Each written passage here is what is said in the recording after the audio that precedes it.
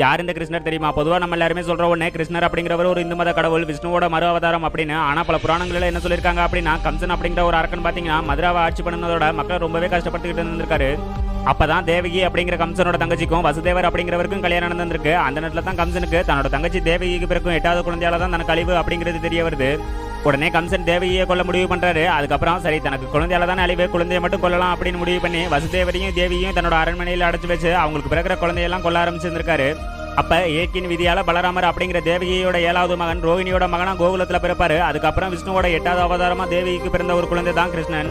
உடனே வசுதேவர் பாத்தீங்கன்னா கிருஷ்ணனை கோகுலத்துல இருக்கிற நந்தன் வீட்டுல வச்சுட்டு அங்க இருக்கிற ஒரு பெண் குழந்தையை கொண்டு வந்துருவாரு. உடனே கம்சன் இதுதான் 8வது குழந்தைன்னு அந்த பெண் குழந்தையை கொல்ல போகும்போது அது துர்க்கியா மறு அவதாரம் எடுத்து கோகுலத்துல வளர்ற ஒரு குழந்தையால தான் உனக்கு மரணம் அப்படின்னு சொல்லி மறைஞ்சிடும். அதுக்கப்புறம் கிருஷ்ணர் தனக்கு 13 வயசு ஆகும்போது கம்சன் அப்படிங்கிற அந்த அரக்கன் அழிச்சு தான் விஷ்ணுவோட மறு அவதாரம் அப்படிங்கறத நிரூபிப்பாரு.